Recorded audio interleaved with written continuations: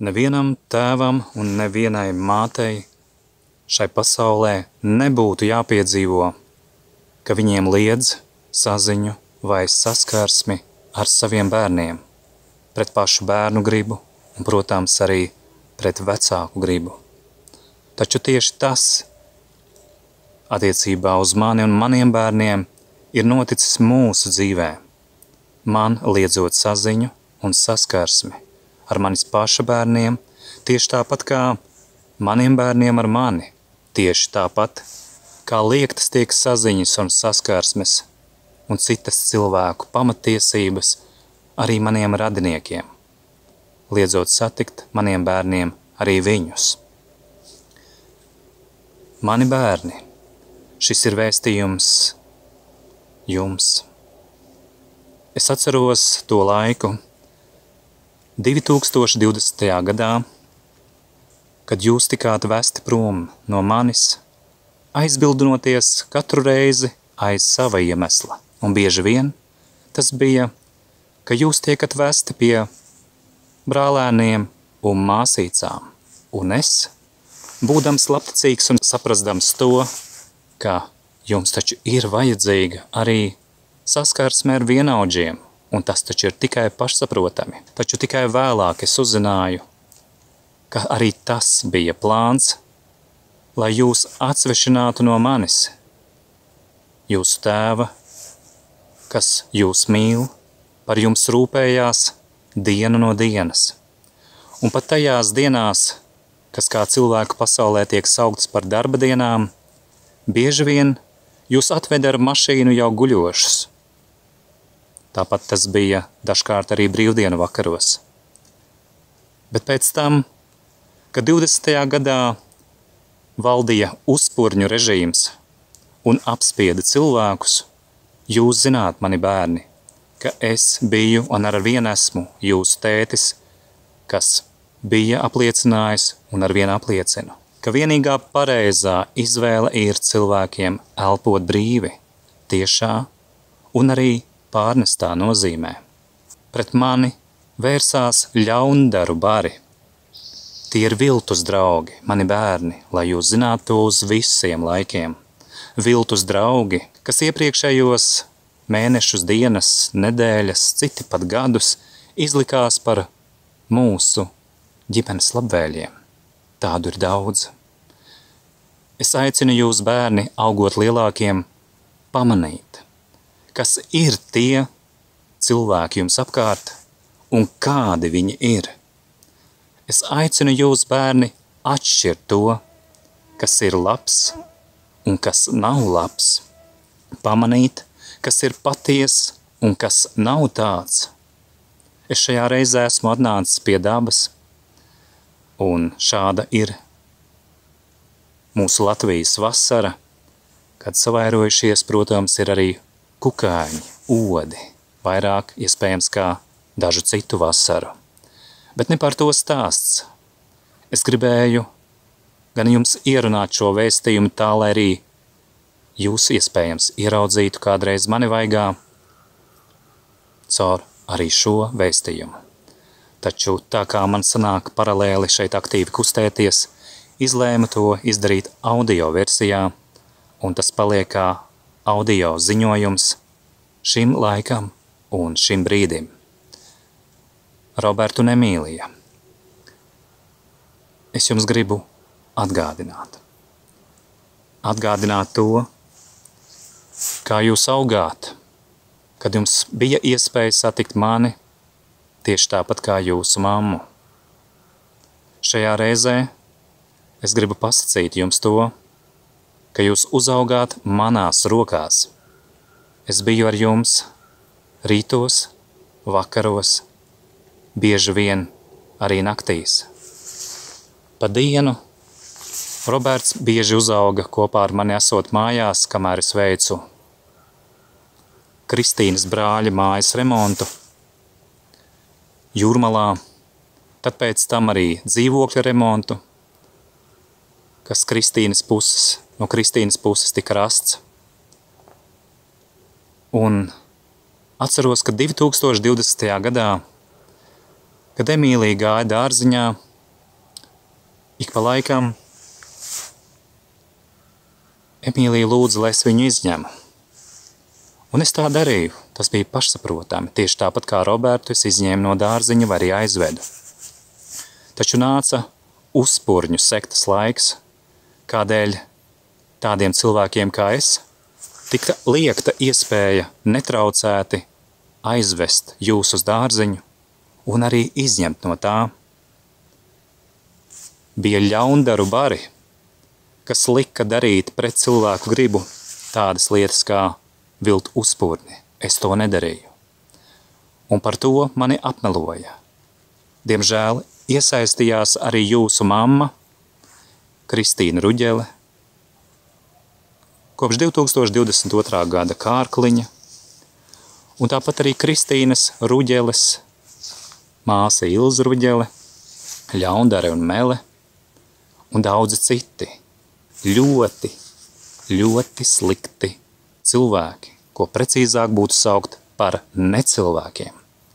Viņi apvienoja spēkus, lai kaitētu. Un padomājiet paši, mani bērni, kā jums šķiet. Vai es jūsu tētis kādreiz esmu liedzis jūsu mammai saskarsmi, saziņu ar jums, mani bērni? Jūs zināt, tas nekad nav noticis. Tas nekad nav noticis. Taču jūsu mamma, darot to, ko viņai liek ļaundari, izvēlējās šo posta ceļu. Un pret tavu gribu, Emīlija, un pret tavu gribu, mans dēls Roberta, notika, ka viņa izvēlējās kaitēt mums, atņemot mums mūsu cilvēku tiesības, kas mums no radītāja ir dotas. Nevienam tētim un nevienai mammai šai pasaulē nebūtu jāpiedzīvo, taču ar to saskarās arvien vairāk vecāku. Daudzi no tiem šo piedzīvot tādēļ, ka ir apmeloti.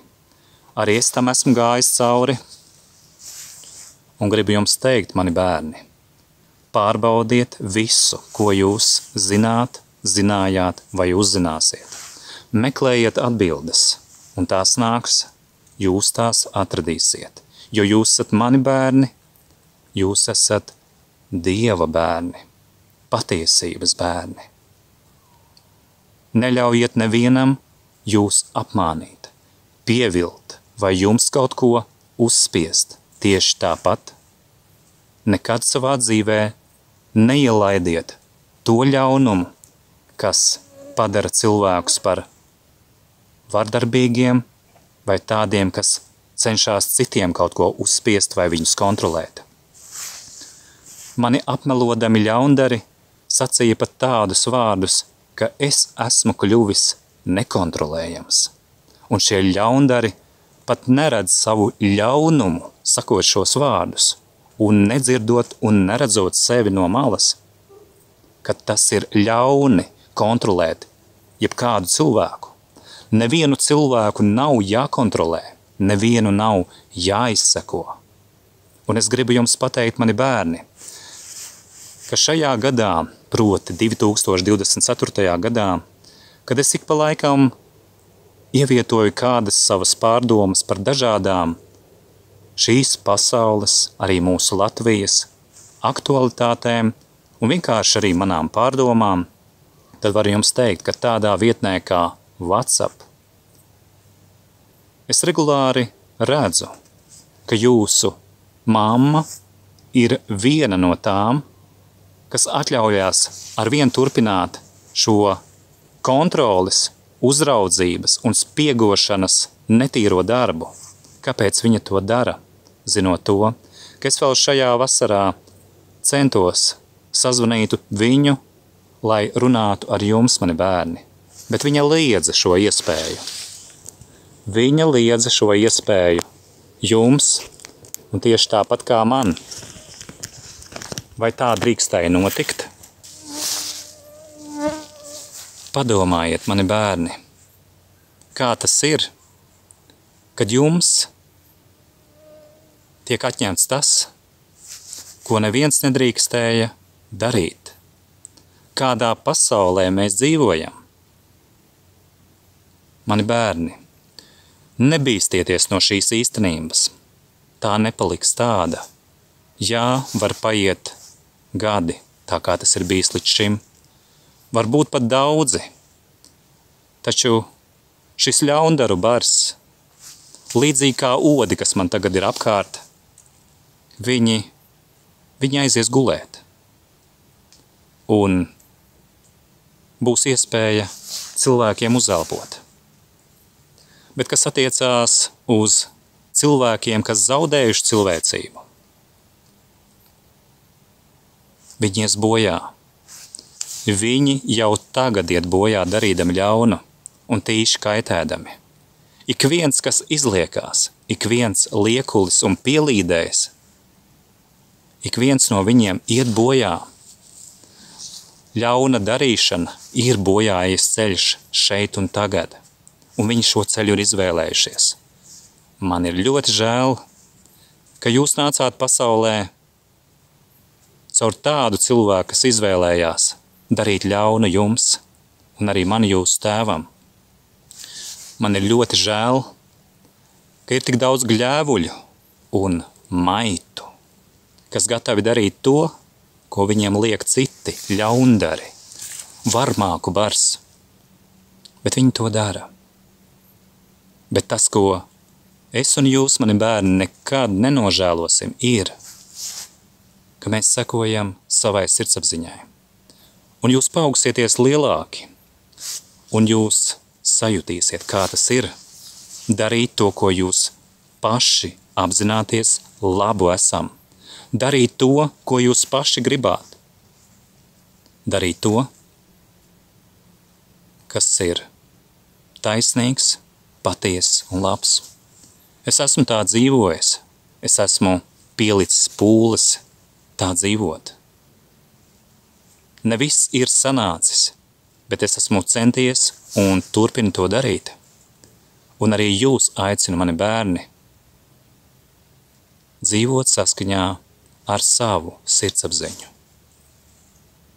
Ar to pieredzes bagātību, kas jums ir iedota mantojumā no paudžu paudzēm un ir jūsu iekšējā pasaulē. Jūs to sajutīsiet, jūs to pamanīsiet. Jūs tajā jau tagad dzīvojat, lai gan esat apspiesti, lai gan esat iespējams liekuļu dāvanu apdāvināti. Jūs pazīsiet, mani bērni, kas ir kas, un kad jūs ieraudzīsiet, kas ir kas, jums paliks pretīgi par tiem liekuļiem un gļēvuļiem, par tiem maitām, kas jums ir visapkārt, un ka tik maz ir to cilvēku, kas jūs patiešām jūt, kas jūs uztver kā līdzvērtīgus cilvēkus būdam pieauguši. Šai pasaulē ir tā, ka bieži vien bērnus uzskata par bagāžu, par tādiem, ar kuriem nav jārēķinās, un diemžēl tā izturējās pret jums arī jūsu mamma. Un tas noveda pie tā, ka viņi ne tikai nerēķinājās ar jūsu gribu un nevadīja jūs mājās 2020. gadā, kad vēl es un jūs, mani bērni, bijām kopā, centāmies būt kopā. Viņa neveda jūs mājās, lai gan jūs raudājāt un prasījāties. Es to atceros, tas ir ierakstīts dažādos arī video un audio, bet viņa to darīja. Un tas noveda pie tā, ka viņa ne tikai ar jums nerēķinājās, bet arī ar mani. Tātad var redzēt to, ka ļaundari var būt ļoti ļauni. Un, lai Dievs katru no viņiem tiesā, es turpinu jūs meklēt, un šodien, 2024. gada 26. augustā, es esmu ceļā, kurā es pārvarēšu šķēršļus, jo es meklēju jūs. Un es ticu, ka es jūs atradīšu. Jūs, mani bērniņi. Es jūs mīlu, Roberta Daniela un Emīlija Markuse. Un es gribu būt ar jums ikdienā cik tas iespējams arī šajā situācijā. Es nevienam neesmu liedzis to, ko man ir lieguši citi. Es neesmu nevienam tētim, nevienai mammai atņēmis viņu bērnu vai bērnus. Un tieši tāpat jums, mani bērni, neviens nav bijis tiesīgs un neviens nedrīkstēja jums atņemt tiesības uz saziņu un saskarsmi ar mani. Šo visu pieminu un pieminēšu atkal un atkal, līdz kamēr taisnība tiks panākta. Un ļaundari nelems par to, kāda būs šī taisnība. Mani bērni, atcerieties šos manus vārdus. Ļaundari nelems par tiesisku taisnību, kad taisnība tiks pieņemta. Šī tā saucamā valsts ir ļaundaru bars. Šeit nav valsts, tā ir kompānija, noziedznieku bandu kompānija. Un šī vara kritīs uz neatgriešanos, visi kā viens, visi tie ļaundari. Viņi ir salašņas. Šis vārds nozīmē to, ka viņi ir atlasīti, lai pildītu noziedzīgas pavēles, izvēlēti, lai būtu kropļi, un viņi dara kropļu darbus. Kropļi ir tie, kas tīši kaitē, morāli kropļi. Un viņiem būs sava alga. Ne naudas izteiksmē, bet sots, no kura nebūs atpakaļ ceļa. Viņi to ir pelnījuši, jo viņi negrib apstāties, viņi grib kaitēt. Un gribu jums pasakīt, mani bērni, ka vēl pirms pavisam nesena laika, neilga laika, es saņēmu vēstījumu, ka kāds jums tuvs cilvēks grib arī legalizēt to, ko jau tāpat 4 gadus ir darījusi. Atņemt man tiesības uz saskarsmi un saziņu ar jums arī likumīgā veidā. Jūs saprotat, mani bērni, ko dara jūsu māte? Man nav šaubu, ka viņa dara to, ko viņai liek noziedznieki un izdzimteņi. Viņa teica pati, ka viņa darīja to 20. gadā, un pēc tām darbībām, kas secīgi ir veiktas, ir skaidrs, ka gļēvums viņu aizvedis ir tālāk, vēl dziļākā bedrē, vēl dziļākā samaitātībā. Un morālo kropļu bars, nav šaubas, šo arī gribēs akceptēt, jo tie liekuļi, kuri saka, ka svešu bērnu nav, viņiem nenostrādā sirdsapziņa. Tajā brīdī, kur sāpes ir jums, mani bērni, par manām nemaz nerunājot. Viņiem svešu bērnu nav tikai uz papīra. Viņi runā par bērnu labākajām interesēm, melodami, ka viņiem rūp bērnu dzīve. Bet viņi ir maitas, ļoti ļauni un necilvēki. Viņi ir zaudējuši cilvēcību. Dievam līdzīgo raksturu pazaudējuši savā samaitātībā, savā izvirtībā, savā liekulībā, melos un cita veida kroplībās. Tāda ir šī pasaule. Tāds ir šīs pasaules vairākums sabiedrības stāvoklis, proti morālā kroplība. Es esmu šajā reizē jums, bērni, pateicis daudz ko tādu, kas visticamākais kļūs jums saprotams ar gadiem un no jūsu pašu pieredzes. Taču esiet stipri. Esiet tie, kas jūs esat. Mani bērni un Dieva bērni. Dieva bērni pāri visam, kas seko sirdsapziņai, gaismai un patiesībai, lai kāda tā ir un būtu. Uz tikšanos, mani bērni. Uz tikšanos.